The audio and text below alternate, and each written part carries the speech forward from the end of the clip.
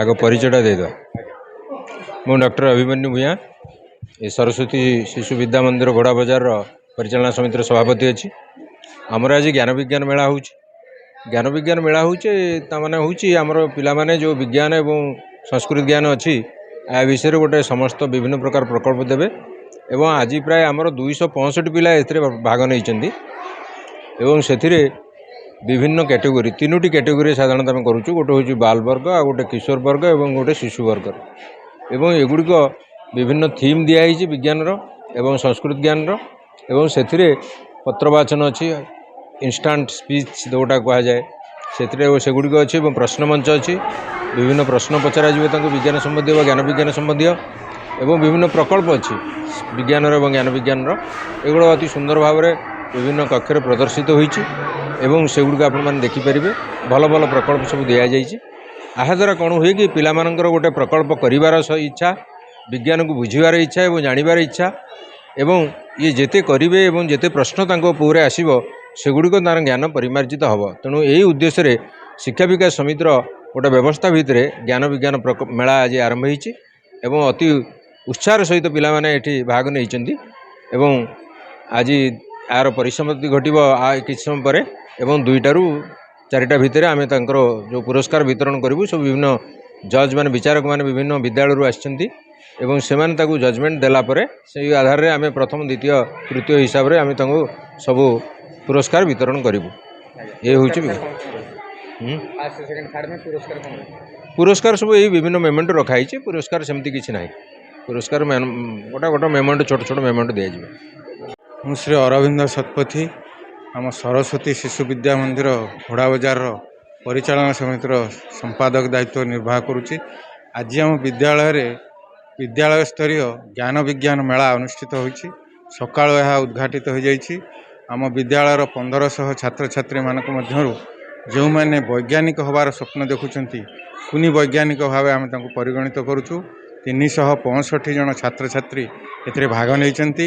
ତାକୁ ଖାଲି ବିଜ୍ଞାନ ମେଳାକୁ ଛାଡ଼ି ଆମର ଜ୍ଞାନ ଗାରିମାର ପରୀକ୍ଷା ପାଇଁ ତାକୁ ମଧ୍ୟ ଗୋଟେ ପରୀକ୍ଷା ମାଧ୍ୟମରେ ବିଭିନ୍ନ ପ୍ରକାର ପ୍ରଶ୍ନ ତିଆରି କରାଯାଏ। ପ୍ରଶ୍ନ ମଞ୍ଚ ହୋଇଛି।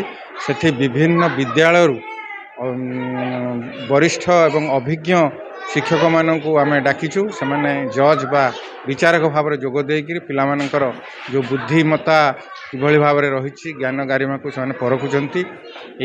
ତା'ର ଉଦ୍ଘାଟନ ପରେ ବର୍ତ୍ତମାନ ଦ୍ୱିପହରରେ ଆମର ଉଦ୍ଯାପନ ଉତ୍ସବ ହେବ।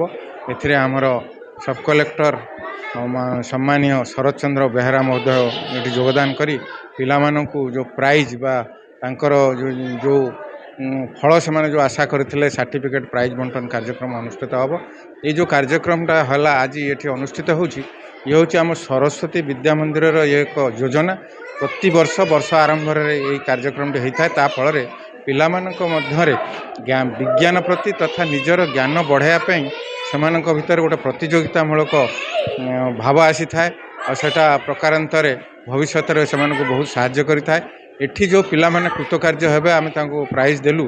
ସେମାନେ ସଂକୁଳ ସ୍ତରୀୟରୁ ସେମାନେ ଯିବେ ବିଭାଗରୁ ସମ୍ଭାଗରୁ ପ୍ରାନ୍ତ, ତାପରେ ସର୍ବଭାରତୀୟ ସ୍ତରରେ ଏମାନେ ମଧ୍ୟ ଯାଇକରି ସେ ପ୍ରତିଯୋଗିତାରେ ଅଂଶଗ୍ରହଣ କରିବେ। ଆପଣମାନେ ଜାଣନ୍ତି ଆମ ଓଡ଼ିଶାରେ ପ୍ରାୟ 996ଟି ସରସ୍ୱତୀ ଶିଶୁ ବିଦ୍ୟା ମନ୍ଦିର କାର୍ଯ୍ୟ କରୁଛି। ଏହା ଆମର ଶିକ୍ଷା ବିକାଶ ସମିତି ଦ୍ୱାରା ପରିଚାଳିତ। ସେହିପରି ସର୍ବଭାରତୀୟ ସ୍ତରରେ ବିଦ୍ୟାଭାରତୀରେ ଇଏ ହେଉଛି ଗୋଟେ ବଡ଼ ଯୋଜନା। ଏଥିରୁ ଆମେ ଦେଖିଛୁ, ଉପଲବ୍ଧି କରିଛୁ, ଆମ ଏ ବିଦ୍ୟାଳୟ ପ୍ରତ୍ୟେକ ଥର ଜାତୀୟ ସ୍ତରରେ ବହୁତ ସୁନାମ ଅର୍ଜନ କରିଛି ଏବଂ ଏଇମାନଙ୍କ ମଧ୍ୟରୁ ଜଣେ ଜଣେ କୁନି ବୈଜ୍ଞାନିକ ଯେତେବେଳେ ବଡ଼ ବୈଜ୍ଞାନିକରେ ପରିଣତ ହେବେ, ଆମ ଦେଶ ଗଠନରେ ଏମାନଙ୍କର ପ୍ରମୁଖ ଭୂମିକା ରହିବ।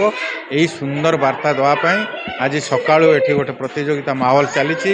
ଅଭିଭାବକ ଅଭିଭାବିକା ଏବଂ ଆମର ସମସ୍ତେ ଏଠି ଯେଉଁ ଅଂଶଗ୍ରହଣ କରୁଛନ୍ତି, ଏକ ସୁନ୍ଦର ବାର୍ତ୍ତା ଯାଉଛି ଏବଂ ଏଇ ଯେଉଁ ପ୍ରତିଯୋଗିତା ହେଲେ ପିଲାମାନେ ଆଗକୁ ବଢ଼ିବେ, ଏହି ଆଶା ରଖି ମୁଁ ସମସ୍ତଙ୍କୁ ମଧ୍ୟ ଶୁଭେଚ୍ଛା ଜ୍ଞାପନ କରୁଛି। ଜୟ ଜଗନ୍ନାଥ। ମୁଁ ହେଉଛି ମାନସ ରଞ୍ଜନ ପଣ୍ଡା।